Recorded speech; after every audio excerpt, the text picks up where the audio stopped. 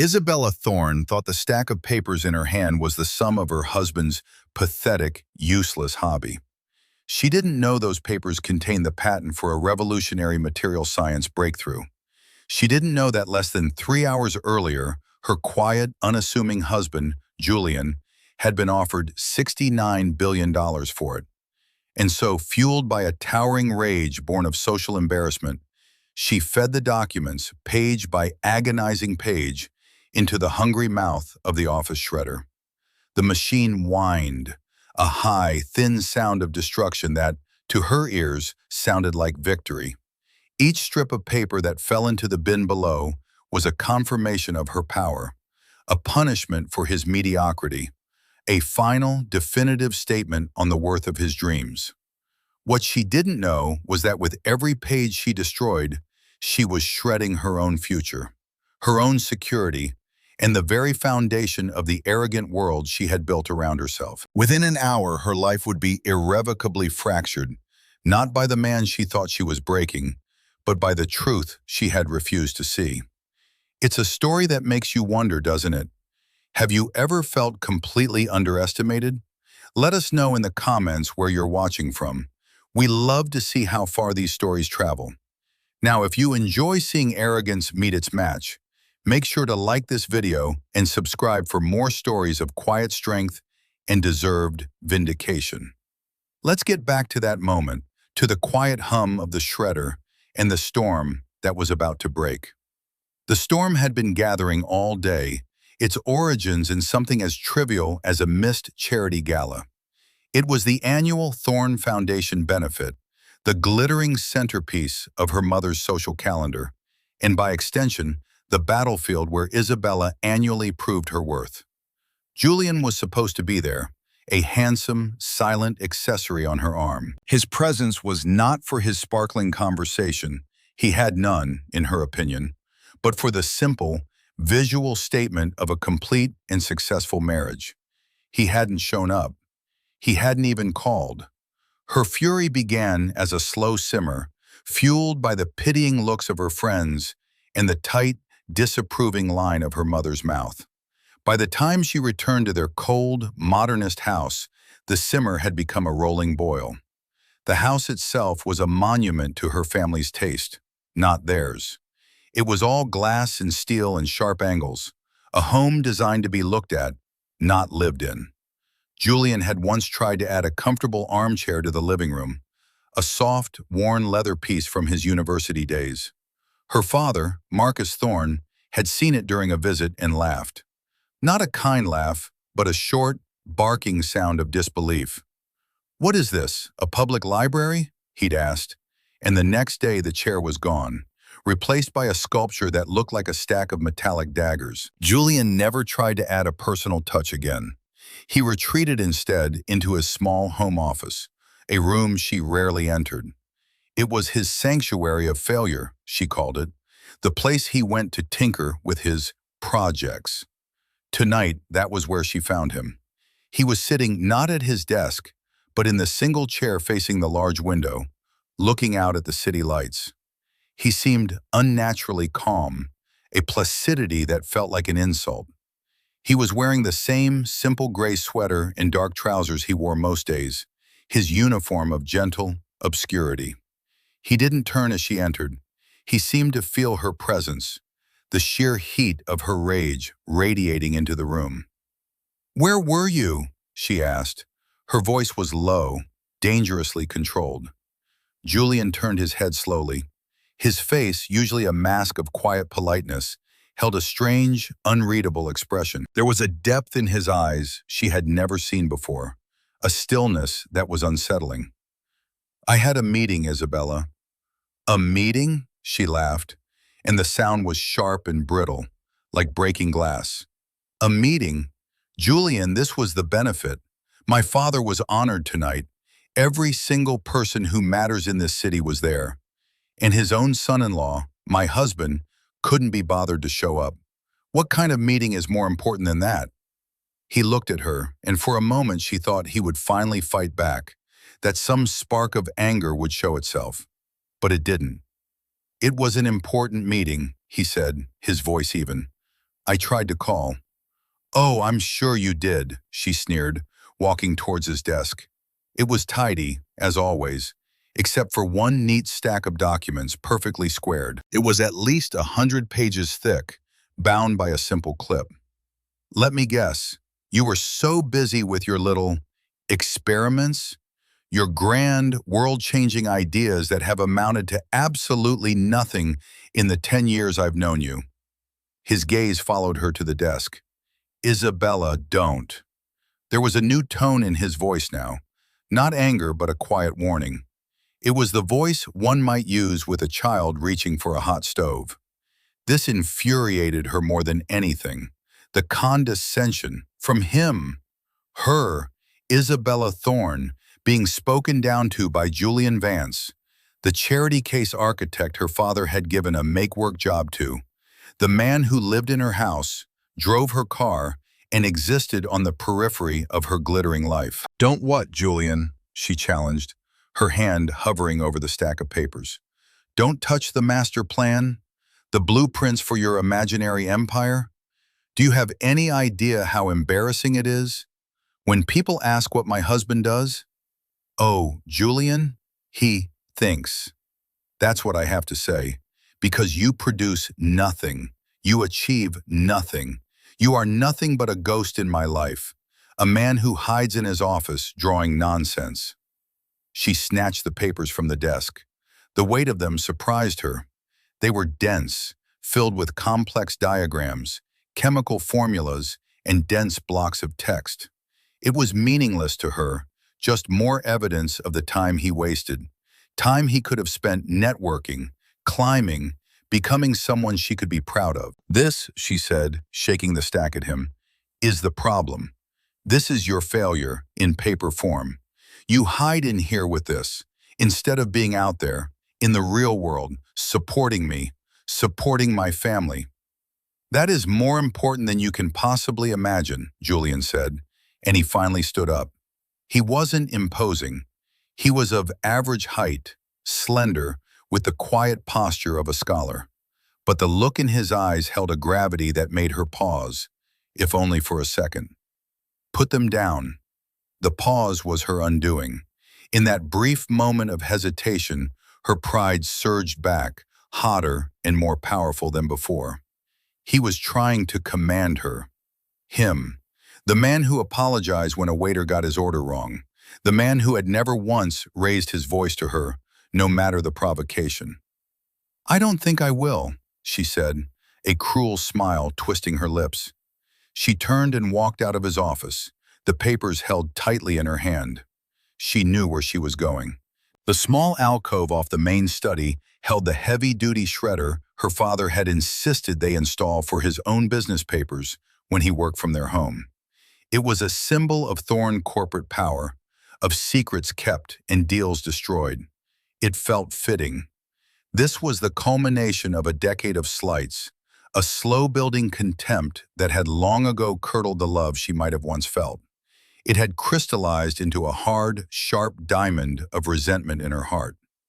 She remembered a dinner, just a year prior, that felt like a perfect encapsulation of their dynamic. It was at her parents' sprawling estate, a place of manicured lawns and inherited certainty. Her father, Marcus Thorne, held court at the head of a long, polished mahogany table. Marcus was a man built of broad pronouncements and expensive suits. He saw the world as a series of assets to be acquired and liabilities to be managed. He had long ago classified Julian as the latter. That evening, Marcus had been particularly dismissive. So, Julian, he'd boomed down the length of the table, silencing the polite chatter. Eleanor tells me you're still locked away in that little room of yours. Discovered cold fusion yet? Or is it a perpetual motion machine this week? The guests, a curated collection of bankers and developers, chuckled dutifully. Isabella had felt a flash of hot shame, not for Julian but for herself, for being tied to him. She'd wanted to shrink, to disappear. Julian, seated beside her, had simply placed his fork down with deliberate care. He looked at his father-in-law, his expression unruffled. Something like that, he'd answered, his voice so quiet it was almost a whisper, yet it carried across the table. It's a matter of material science primarily, energy storage and transference at the molecular level. Marcus had waved a dismissive hand, a diamond signet ring flashing under the chandelier. Science schmience. The only science that matters is the science of the deal, profit and loss. You should come down to the firm for a month. I'll teach you something useful. We'll get some dirt under your fingernails. The implication was clear. Julian's work was clean, abstract, and therefore meaningless. Real work, thorn work, was about tangible conquest. Isabella had nudged him sharply under the table, a silent, angry command. Say something, defend yourself, or better yet, agree with him. Show some ambition, show you want to be one of us. But Julian had done neither. He had simply picked up his fork again and taken a bite of his food, as if Marcus had merely commented on the weather. Later, in the car on the way home, she had exploded at him. How could you let him talk to you like that? You made me look like a fool. He was only showing his own ignorance, Isabella, Julian had replied calmly, his eyes on the road. It had nothing to do with you. Or me. It has everything to do with me, she shrieked. My father thinks my husband is a joke. In his pocket that night, Julian's hand had closed around a small, smooth metal cylinder. It was cool to the touch, yet impossibly dense, heavier than it had any right to be. It was the first stable prototype of his new material. It could absorb, store, and release kinetic energy with almost 99% efficiency. A sliver of it the size of a thumbnail could power a home for a week. A block of it could revolutionize everything from consumer electronics to space travel. He had held it in his pocket, a silent, dense secret, a universe of potential in the palm of his hand, while the man who thought he knew everything had mocked him for drawing pictures. He didn't say a word. He just drove, the quiet hum of the luxury car, a stark contrast to the screaming in his head, not of anger, but of a profound, weary disappointment. He knew then that they lived in different worlds, worlds that were spinning further and further apart. Her world was loud, bright, and hollow. His was quiet, patient, and about to change everything. He knew he would have to make a choice. The humiliation wasn't the spur, it was the confirmation. It was the final piece of data he needed to complete his equation. The meeting had taken place in a location that was the physical embodiment of everything Marcus Thorne respected. A 50th floor boardroom in the city's newest, tallest skyscraper. The view was breathtaking, a God's eye perspective of the metropolis sprawling below. The table was a single, massive slab of black granite, polished to a mirror finish. Seated across from Julian was a man named Kaito Chen, the senior vice president of global acquisitions for a technology conglomerate so large it made Thorne Industries look like a corner store. Mr. Chen was a man of quiet precision. His suit was impeccable, but understated. His manner was deferential, but held an unmistakable core of authority. He and his team of 3 silent engineers had spent the last 2 months in a state of barely contained excitement, verifying Julian's data. They had built their own prototypes in a secure lab, following his meticulous schematics. They had run every test, every simulation, and every result had come back exceeding their most optimistic projections. Mr. Vance, Chen began, his voice calm and formal, we have, as you know, completed our due diligence. What you have created, revolutionary, is an insufficient word. It is foundational. It changes the paradigm not just for energy storage, but for materials engineering as a whole. Julian simply nodded, his hands resting on the cool granite. He felt strangely detached, as if he were watching a film of his own life. The years of solitary work, the quiet obsession, the thousands of failed experiments in his small lab, the derision he had weathered, it had all led to this sterile room, this stunning view. One of the engineers, a young woman with intense, brilliant eyes, couldn't contain herself. The energy density it's theoretically impossible, and yet it works. We've replicated it a dozen times. We still don't fully understand the quantum principles at play, but the practical application is undeniable. This isn't an improvement on battery technology, Mr. Vance. It's the replacement for it, for everything. Mr. Chen gave the engineer a gentle, silencing look before continuing. Our board has authorized us to make you an offer for the patent and all associated intellectual property. We want to be clear, we are not just buying a product, we are buying a future, your future. We want you to lead the division that will bring this to the world. He slid a leather-bound portfolio across the table. Julian didn't open it. He just looked at Mr. Chen. The offer includes a significant block of company shares, a position as Chief Technology Officer of the new subsidiary, and a research budget that you will determine, Chen said. But for the patent itself, for the ownership of the discovery, our offer is $69 billion. The number landed in the silent room with a physical weight. 69 billion. It was an absurd, astronomical figure, a number that belonged to nations, not to individuals. The young engineer let out a breath she had clearly been holding. The other two sat like statues. Julian's reaction was not what they expected. There was no gasp, no triumphant smile, no sign of shock. A profound stillness settled over him. It was the quiet click of a universe shifting into place. The money was not the point, it was a symbol. It was the world's clumsy, inadequate attempt to assign a value to a lifetime of silent, focused passion. It was validation in a language his wife and her family would finally, painfully, understand. He thought of Isabella, of her frustration, of her desperate need for a certain kind of success he could never give her in the way she wanted. He thought of Marcus, of his booming laughter and his signet ring, a man who measured worth in stock prices and square footage. He had wanted for a fleeting moment to be able to go home, to lay this fact at their feet and see the looks on their faces. He had wanted to share it. "Mr. Vance?" Chen asked, mistaking his silence for shock or indecision. Julian focused on the man's face. "The offer is substantial," he said, his voice even. "I appreciate it, but this is not just a business transaction for me, Mr. Chen. This is my life's work. The implications are personal. I will need some time to consider it." Chen nodded, a look of immense respect on his face. "Of course, we understand. This is a monumental decision. But please know, the offer is firm, and our desire to work with you is absolute." Julian stood, and they all stood with him. He shook Mr. Chen's hand. "Thank you for your time. I will be in touch within 48 hours. He walked out of the boardroom, leaving the portfolio on the table.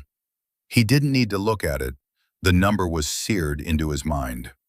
He rode the silent, high-speed elevator down 50 floors, the city rising up to meet him. As he stepped out into the bustling afternoon street, the noise of the world rushed back in. He felt like a man who had just returned from a long journey to a distant star. He was the same person, but the world he had returned to was no longer the same, because he now held the power to reshape it.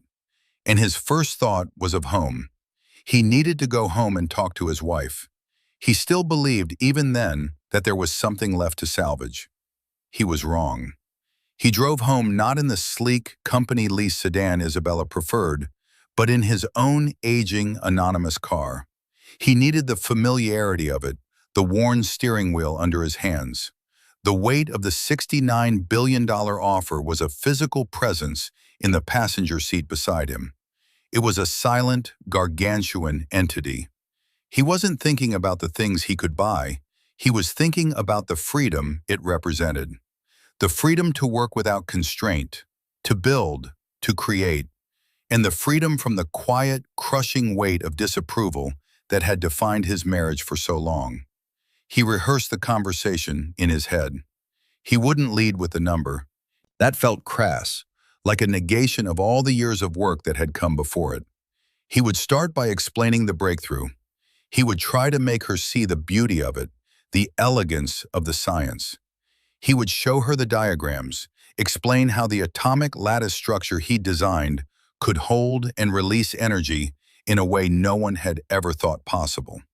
He wanted her to understand the work itself, to see him, for the first time, as the man who had conceived it. Then, and only then, would he tell her what it was worth. He imagined her shock, her disbelief, and then, he hoped, a dawning of respect, maybe even pride. It was a foolish hope, a remnant of the man he had been when they first met, a man who had mistaken her fascination with his quiet intensity for a deeper connection. When he pulled into the driveway, the house was dark, save for the harsh, geometric lights of the entryway. Her car was there. He knew she was home. He knew she was angry. He could feel it from the driveway, a static charge in the air. He took a deep breath, like a diver preparing to plunge into icy water, and walked inside. The silence of the house was accusatory. A single evening bag lay discarded on the floor, a sequined casualty of her rage. He found her in his office, and the carefully rehearsed speech dissolved in his mind. The look on her face was one he knew well, but it had never been so concentrated, so purely venomous. It was the look of a queen whose subject had committed an unforgivable act of treason. "Where were you?" Her voice sliced through the quiet. "I had a meeting, Isabella," he said, his own voice sounding distant to his ears. And then it began, the torrent of accusations he had heard so many times before, but now sharpened to a deadly point. He was a disappointment, a social liability, an embarrassment. He had humiliated her in front of her family, her friends, her entire world. The words washed over him, and he felt a profound sense of detachment. He was no longer the man she was yelling at. That man, the quiet, accommodating husband, had ceased to exist a few hours ago in a boardroom 50 floors above the city. "What kind of meeting is more important than that?" she demanded, her voice rising. He looked at the stack of papers on his desk. It was a copy of the final patent application. The original was in a safe deposit box, and multiple encrypted digital copies were stored on servers across the world. But this copy, this physical object, felt important. It was the one he had held in his hands as he'd walked out of the meeting with Chen. "Isabella," he started, trying to find a way through her fury. "Something has happened today, something wonderful. If you would just listen." "Wonderful?" she scoffed, her eyes blazing. "Wonderful for who, Julian? For you? While you were off having a wonderful time, I was being pitied. My own mother looked at me with pity in her eyes because my husband couldn't even be bothered to show his face at an event for her. For my father." She advanced on the desk, her anger zeroing in on the stack of papers, as if it were the source of all her problems. "This is the problem," she said, her hand hovering over it. "You and your pathetic dreams." "That," he said, and his voice was suddenly firm, cutting through her tirade, "is my life's work. Don't touch it." The warning in his voice was the spark that ignited the final explosion. Her pride, her sense of absolute authority in their relationship, could not tolerate it. She saw it as the ultimate act of defiance. He was choosing his silly hobby over her world. "I am so tired of this," she whispered, her voice trembling with rage. She snatched the papers. "I am so tired of waiting for you to become someone." She turned and stormed from the room. He heard her heels clicking furiously on the polished concrete floors. He knew where she was going. He could have stopped her. He could have run after her, wrestled the papers from her hand, but he didn't. He stood perfectly still in the center of his office and simply listened. He listened to the sound of her footsteps fading down the hall. He listened to the faint click of the shredder being switched on. And in that moment, he wasn't just making a decision. He was acknowledging a decision that had already been made for him, by her, over and over again, for years. The sound of the shredder wasn't the sound of his work being destroyed. It was the sound of his old life being liberated from him. The whir of the shredder was a surprisingly intimate sound in the cavernous house. It was a steady, hungry hum, punctuated by the crisp, tearing sound of paper being devoured. Isabella fed the first few pages in with a feeling of righteous, cleansing fury. Each sheet represented a broken promise, a silent dinner, a moment of social awkwardness. Each one was a testament to his failure to be the man she required. She watched the thin, cross-cut strips of paper fall like confetti into the bin, a celebration of the end of her patience. She expected him to come running. She envisioned him bursting into the study, his face a mask of horror and disbelief. She imagined him begging her to stop. She had the entire scene scripted in her mind, his panic, her cold refusal, his eventual broken submission. It would be a necessary cruelty, a final lesson to teach him what was important. But he didn't come. After 10 or 15 pages, the silence from the hallway began to feel louder than the shredder itself. Her triumphant anger began to curdle into something else, confusion, a sliver of unease. She paused, her hand holding a thick section of the document, and listened. Nothing, just the faint, ambient hum of the house's electronics. He was letting her do it. The realization was a splash of cold water. This wasn't part of her script. His inaction was a variable she hadn't accounted for. Why wasn't he fighting for his precious work? Her anger flared again, this time with a desperate edge.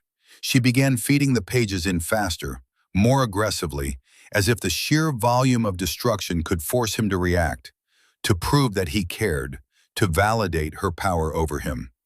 The machine groaned under the strain. The pile of shredded paper grew higher. She was halfway through the stack when Julian appeared in the doorway of the study. He wasn't frantic. He wasn't angry. He was perfectly, unnervingly calm. He simply stood there, his hands in his pockets, and watched. His face was placid, his eyes holding that same deep, unreadable quality she had seen earlier. He wasn't watching the documents being destroyed. He was watching her. His gaze was analytical, like a scientist observing a chemical reaction. There was no judgment in it, no anger, no sadness. There was only observation. And in that detached observation, Isabella felt, for the first time in her life with him, truly seen. And she did not like what he was seeing. He was seeing a woman in a designer dress, her face contorted with rage, frantically destroying something she didn't understand. The image was ugly, and his calm gaze was the mirror reflecting it back at her. "What's the matter, Julian?" she taunted, her voice a little too loud, a little too shrill. She held up the remaining pages. "Don't you want to save the last remnants of your genius?" He didn't answer. He just continued to watch, his stillness a profound and terrifying counterpoint to her frantic energy. She finished the last page. She fed it into the shredder with a final defiant shove. The machine gave a last, satisfied whir and then fell silent. The only sound in the room was her own ragged breathing. The bin was full of the meaningless confetti of his life's work. She had won. She had erased his pathetic dream. But it didn't feel like a victory. The silence that stretched between them was vast and empty. She had expected shouting, tears, a dramatic confrontation. She had gotten nothing. His calm was a void that swallowed her anger whole, leaving her feeling hollowed out, exposed, and strangely powerless. "There," she said, her voice trembling slightly. "It's done. Now we can move on. Now you can finally start focusing on what's important." Julian took a slow step into the room. He glanced at the bin full of shredded paper, then looked back at her. And for the first time that night, he smiled. It was a small, sad, deeply compassionate smile that broke her heart a little, though she didn't know why. "Yes," he said, his voice soft. "It is done." He took out his phone. "Now we can move on." He didn't say another word to her. He just turned and walked into the living room, leaving her alone with the silent shredder and the bin full of what she thought was worthless paper. The battle was over, and she had been the only one fighting. A cold dread, formless and terrifying, began to creep into the edges of her consciousness. She had done something irrevocable, but she was suddenly no longer sure what it was. Her victory felt exactly like a catastrophic defeat. Shaken, Isabella did what she always did when her world felt unstable. She called her father. Her hands trembled as she dialed the number. The cool, detached way Julian had walked away had unnerved her more than any fight ever could. She needed her father's blustering certainty to reaffirm her own. She needed him to tell her she had done the right thing. "He's lost his mind, Daddy," she said, her voice tight with a mix of residual anger and burgeoning panic. "I came home and he was just sitting there. He didn't even apologize for missing the benefit. He was just strange, cold." "What do you mean, strange?" Marcus Thorne's voice was a low rumble, impatient. He was likely in his study, a glass of expensive scotch in hand, annoyed at the interruption. "I confronted him," she continued, carefully editing the narrative. "I told him how unacceptable it was, and he just looked at me. Then I found all his project papers on his desk, and I couldn't take it anymore. I told him he needed to get his priorities straight." Here she paused, choosing her words. "I got rid of them. All that nonsense he's been wasting his life on." "You what?" Marcus's voice sharpened, but not with disapproval. There was a hint of something else in it, a grim satisfaction. "I shredded them," she said, feeling a bit of her confidence return. "I told him it was time for him to join the real world, and he just walked away. He's in the living room right now, not saying a word. It's creepy. I think he's finally snapped." There was a pause on the other end of the line. "Good," Marcus said finally, and the word was a balm on her frayed nerves. "It's about time someone did.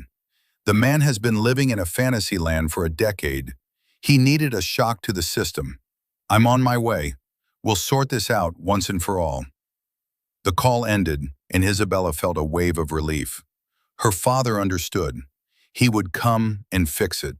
He would put Julian in his place, reaffirm the family hierarchy, and restore the order that Julian's bizarre behavior had disrupted. She walked out of the study, past the bin of shredded paper, and stood in the archway of the living room. Julian was standing by the floor-to-ceiling window, his back to her, looking out at the glittering tapestry of the city. The lights of the skyscrapers reflected in the glass, making it seem as if he were suspended in a galaxy of distant, cold stars. The room was dark, save for the ambient city light and a single, low-wattage lamp that cast long, distorted shadows. The quiet before the storm. The air was thick, heavy with unspoken things, charged with the energy of an imminent collision. He didn't move, didn't acknowledge her presence. He just stood there, a figure of impossible stillness, waiting.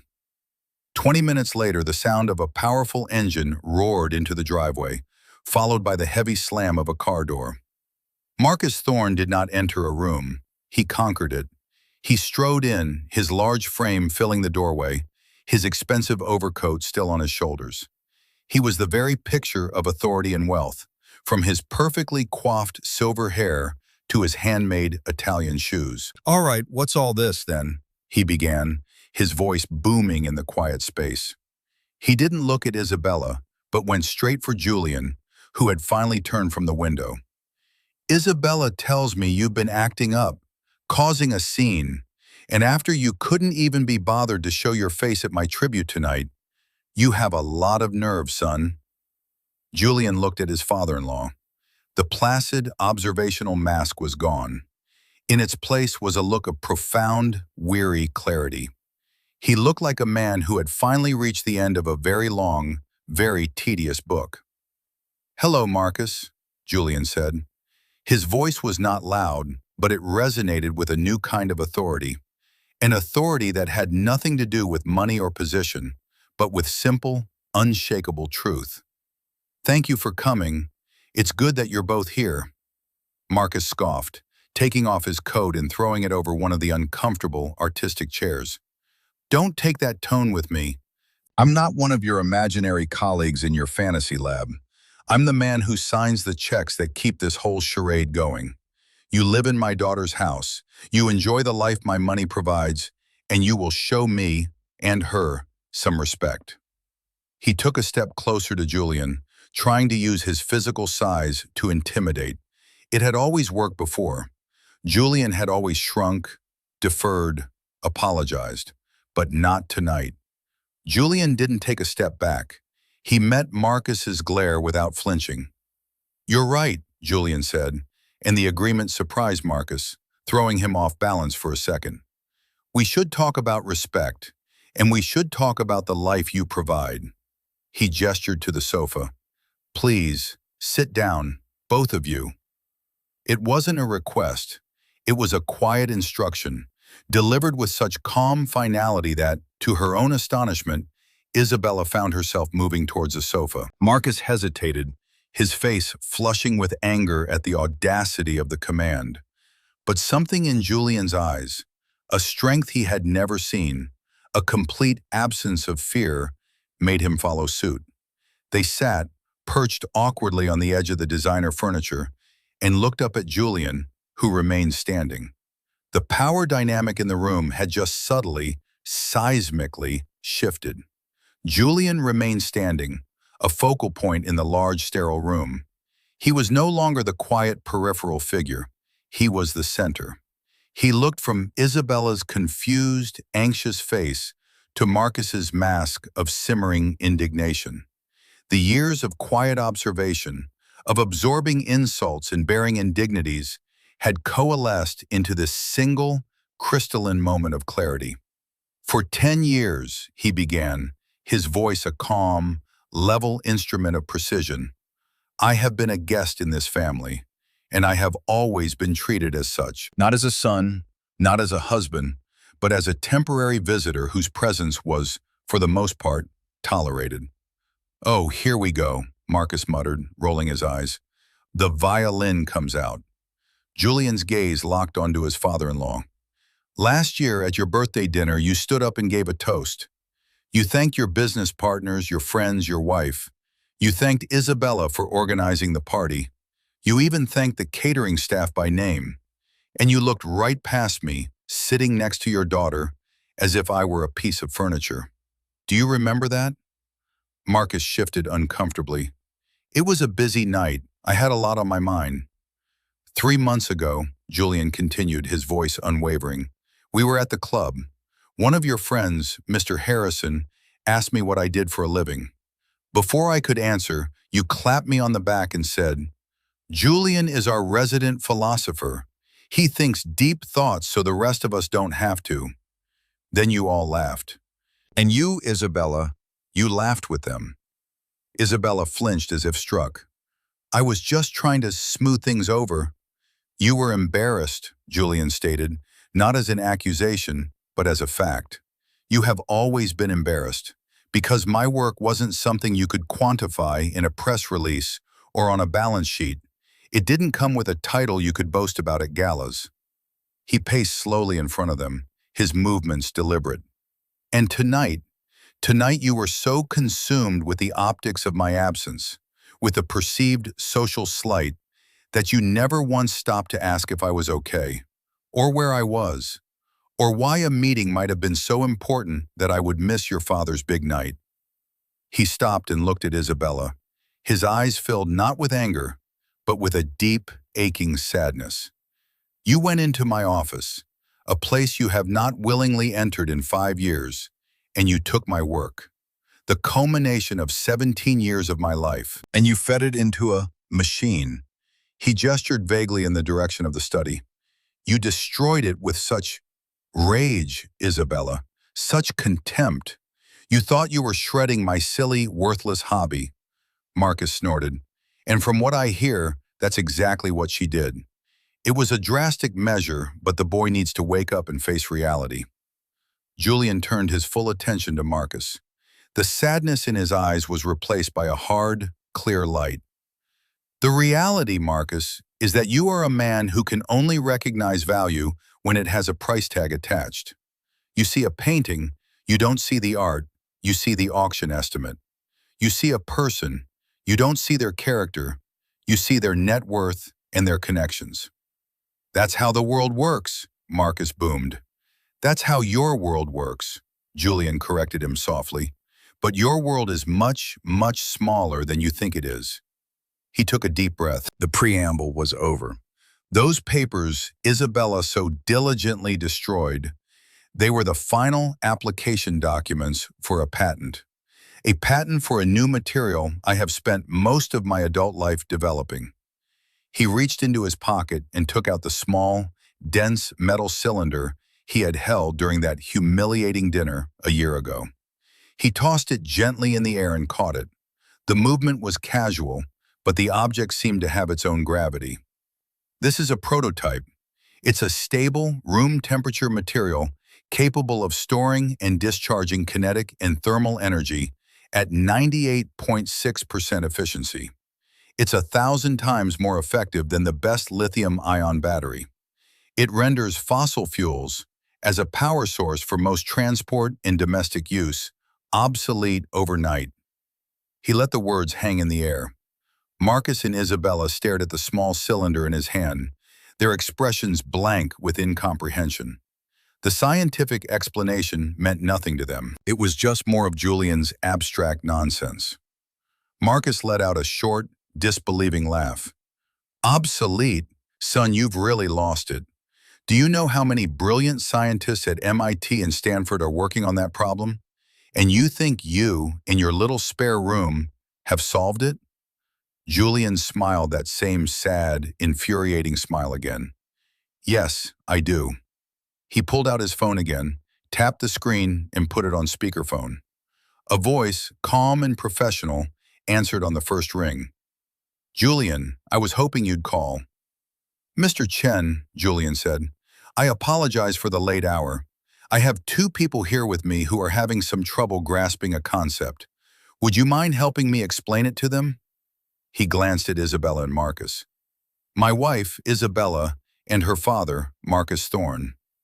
It would be my pleasure, the voice on the phone replied.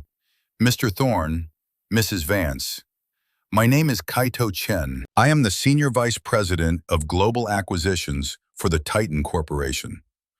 Marcus's posture changed instantly. Titan Corporation was a global behemoth. Even Marcus Thorne, in his most arrogant moments, was a minnow next to the Titan whale. I'm familiar with your company, of course, Mr. Chen, Marcus stammered, his bluster evaporating. I'm glad to hear it, Chen's voice continued, smooth as silk. Then you will understand that we do not make frivolous investments. We have spent the last quarter verifying your son-in-law's work. As he may have told you, it is, without exaggeration, the single most important material science breakthrough of this century. Julian watched as the color drained from Marcus's face. Isabella was staring at the phone on the coffee table as if it were a venomous snake. Today, Mr. Chen continued, his voice precise and devastating, on behalf of the board of Titan Corporation, I extended an offer to Mr. Vance to acquire his patent and to have him lead its global development. Julian let the silence stretch for a beat, then he asked the question, the quiet bomb he had been holding in reserve. Mr. Chen, could you please repeat the monetary portion of that offer for my family? I'm afraid I may have forgotten the exact number. There was a slight pause. Mr. Chen understood his role in this drama perfectly. His voice when it came was devoid of emotion, a simple statement of earth-shattering fact. The offer for the patent, Mr. Vance, is $69 billion. The number echoed in the silent room. $69 billion. It was a sound, a sequence of words that did not compute in their world. It was a number so vast, so ludicrous, that it broke reality. Isabella made a small, choking sound. Her perfectly made-up face had gone slack.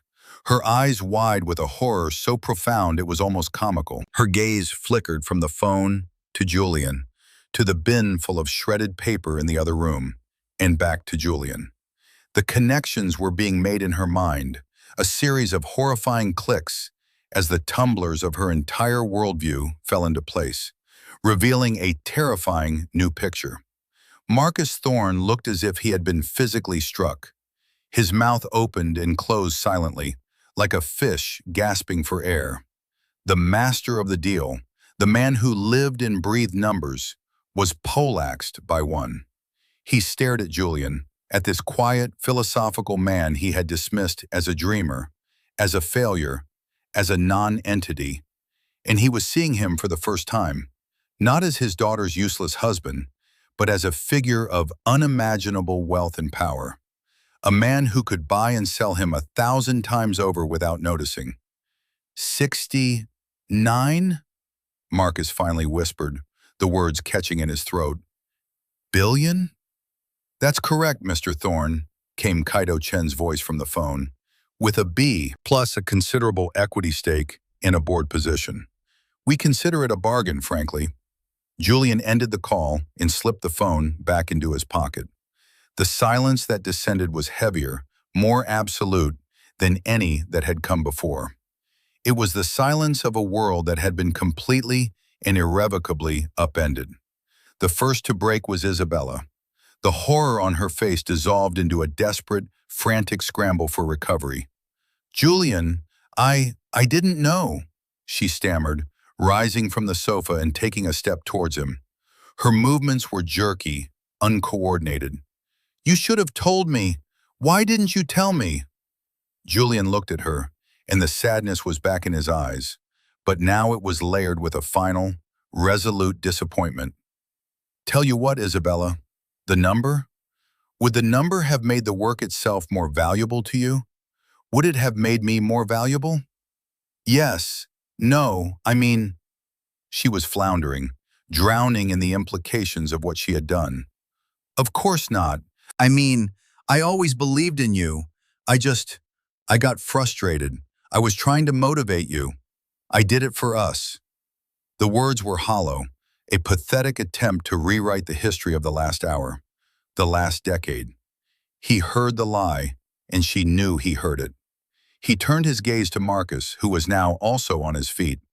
The man's face was a chaotic mess of emotions, shock, envy, and above all, a desperate, grasping avarice. The gears in his deal-maker's brain were spinning furiously, trying to calculate how to salvage this, how to get a piece of it. Julian, son, Marcus began, his voice thick and oily, a complete reversal of his earlier tone. My boy, this is incredible, absolutely stunning. I am speechless. I am so proud of you. I always knew you had it in you, that quiet intensity. I always told Isabella, he's a deep one, that husband of yours. He's going to surprise us all one day. The hypocrisy was so blatant, so shameless, that it was almost breathtaking. Julian felt a flicker of something that might have been amusement. You said I was a philosopher who thought deep thoughts, so you didn't have to, Julian corrected him gently. You said I should get some dirt under my fingernails.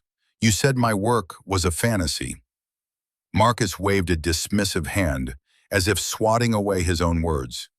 Banter, my boy, just a bit of fatherly ribbing. You can't take an old man's jokes so seriously. The point is, this is a time for celebration. Isabella, open that champagne we were saving. We need to toast Julian's success. He was trying to reclaim control, to absorb this new reality into his world and make it his own, to cast himself as the proud patriarch of this incredible fortune.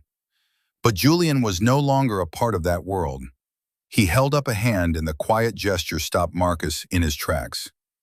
There will be no celebration, Julian said, his voice dropping to an even quieter, more final tone. There is nothing to celebrate, not for us.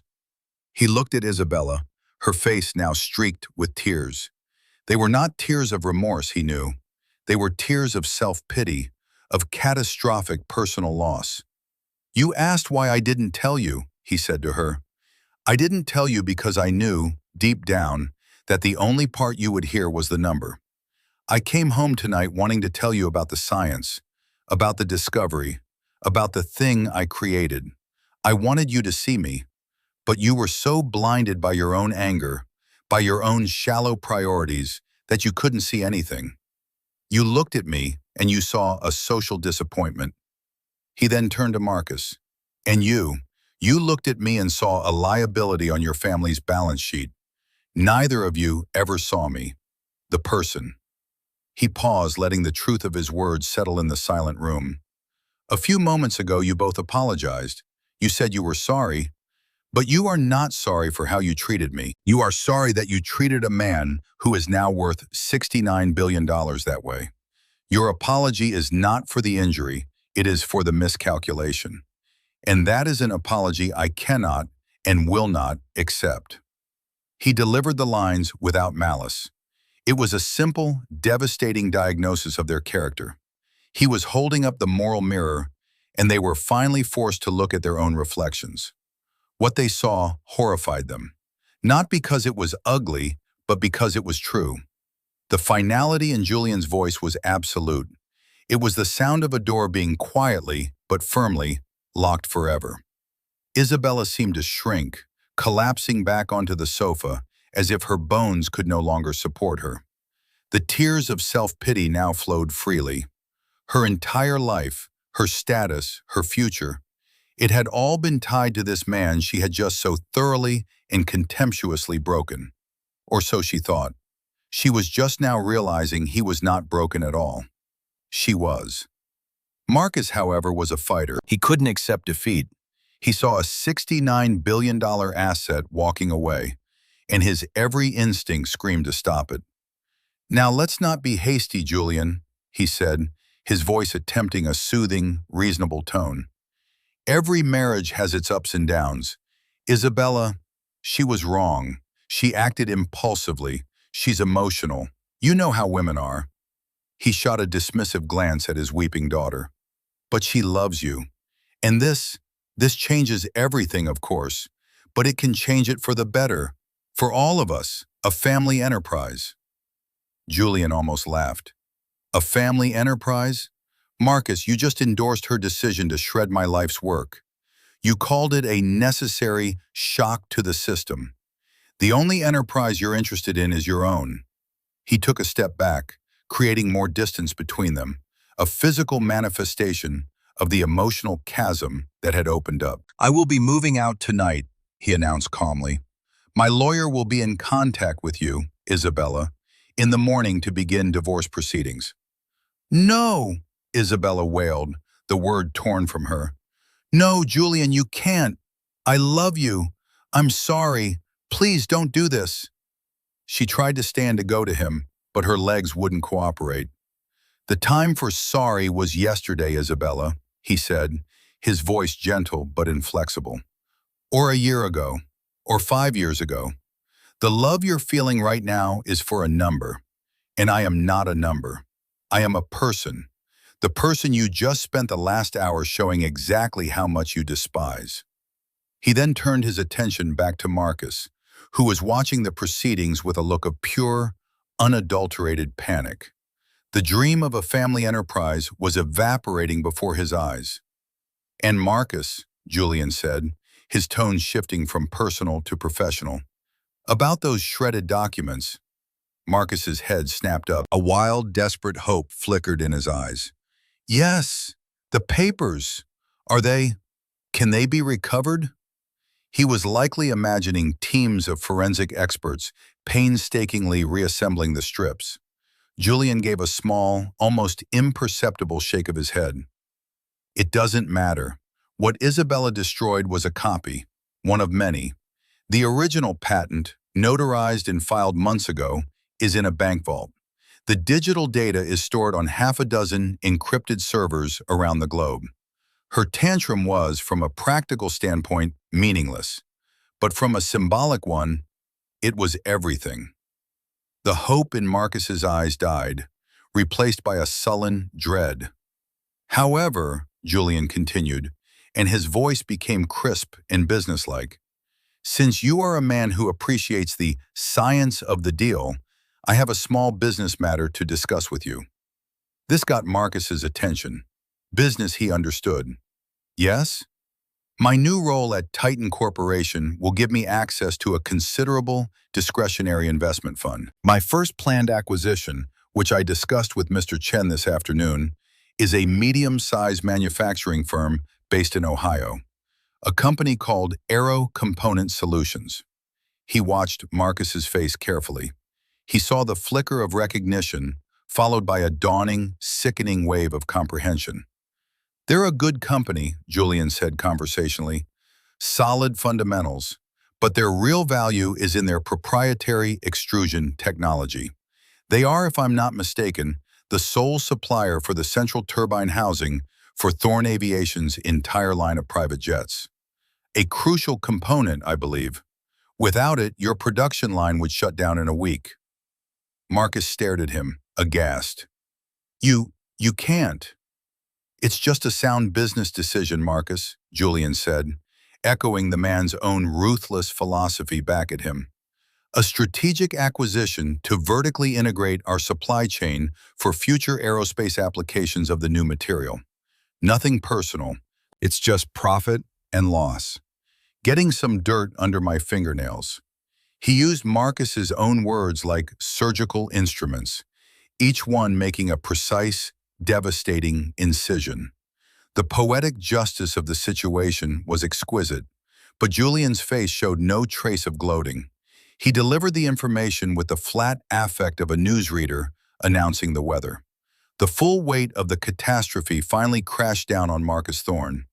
This wasn't just about losing access to a $69 billion fortune. This was about the potential ruin of his own empire. Julian, the quiet, harmless philosopher, held a gun to the head of his entire life's work. Please, Marcus whispered, the word hollow and weak. The powerful, blustering titan of industry was gone, replaced by a desperate, frightened old man. Julian, don't do this. We can make a deal. Anything. What do you want? Julian looked at the broken man before him, and then at the weeping woman on the couch. He felt no triumph, no satisfaction, only a vast, empty sense of waste. All the years, all the potential for happiness, all squandered on the altar of pride and status. What do I want? Julian repeated softly. I wanted a partner. I wanted a family. I wanted to be seen. He shook his head slowly. There is no deal to be made, Marcus. You have nothing left that I want. He turned and walked towards the door, his footsteps echoing in the silent, tomb-like room. He didn't look back. There was nothing left to see. 6 months later, the world looked different, or rather, Julian saw it from a different perspective. He stood not behind a floor-to-ceiling window in a house that was not his, but in a bustling, open-plan laboratory of his own design. Light streamed in from massive skylights. Engineers and scientists, the brightest minds Titan's billions could attract, moved with quiet purpose, their faces alight with the excitement of discovery. The air hummed, not with tension, but with the low thrum of creation. Julian, now the Chief Technology Officer of the newly formed Titan Dynamics Division, was at a whiteboard sketching out a complex molecular array. He was dressed in the same simple, comfortable clothes he had always preferred, but he wore them differently now. His posture was open, confident. He was not a man hiding in a small room. He was a man at the center of a new universe. The resonance cascade is the issue, he said to the young, brilliant engineer beside him, the same one who had been at the meeting with Chen. Her name was Dr. Eris Thorne, no relation, a cosmic irony that occasionally made Julian smile. If we can modulate the frequency of the initial charge, we can stabilize the entire matrix. We've been trying to brute force it with software, she said, her brow furrowed in concentration. But you're saying it's a hardware problem in the material itself. It's always a hardware problem, Eris, he said with a smile. Software is just a clever way of talking to it. She laughed, a sound of genuine, collaborative joy. I'll get the fabrication team on it right away. As she walked off, Kaito Chen approached, holding 2 cups of coffee. He handed one to Julian. "Your ex-father-in-law called my office again this morning," he said, his tone casual. Julian took a sip of the coffee. "And what does Marcus want this time?" "The usual. He's trying to negotiate a new supply contract for the turbine housings. He says his production line is at a standstill. His stock price has fallen 30% in the last quarter." "Aero Component Solutions is a subsidiary of Titan now," Julian said simply. "They will sell to whomever the board deems a strategic partner. Thorn Aviation is, at present, not a strategic partner. They are a competitor." "I'll tell him you said that, verbatim," Chen said with a slight smile. "He also mentioned his daughter, Isabella. Apparently she's been trying to reach you." Julian's expression didn't change. He looked out over the lab, at the hum of progress. "I have nothing to say to Isabella." He had heard through the grapevine of lawyers about her life now. Her father's financial troubles had diminished their social standing. The story of the shredder, first whispered, had become a legend in their elite circles, a cautionary tale of spectacular folly. Friends no longer answered her calls.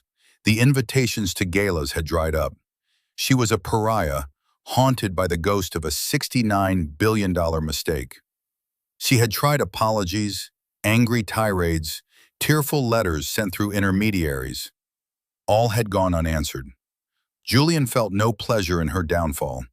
Her fate was a tragedy of her own making, a self-inflicted wound born from a poverty of spirit. He had come to understand that her cruelty, and her father's, was not personal. It was systemic to who they were. They were people who could only measure worth with an external ruler. They had tried to measure him and found him lacking. But the fault was not in him, it was in their ruler. He had found his own measure. It was in the work. It was in the respect of colleagues like Eris and Chen. It was in the quiet satisfaction of bringing an idea, a beautiful, elegant, world-changing idea, to life. His wealth was not the $69 billion in a bank account. That was just a tool. His true wealth was the purpose he now served, unhindered and celebrated. He looked at the complex equation on the whiteboard, a problem of immense and beautiful difficulty. He picked up the marker again. He was no longer a philosopher in a quiet room. He was a builder, and he was just getting started. The story of Julian and Isabella isn't really about money. It's about value. It teaches us that true worth is intrinsic. It's the passion you pour into your work, the integrity with which you live your life, the quiet dignity you maintain in the face of disrespect. It cannot be granted to you by others, and it certainly cannot be taken away or destroyed by them. Arrogance, like Isabella's, is built on a fragile foundation of external validation. When that foundation is shaken, it all comes crashing down. But strength, like Julian's, is built from within.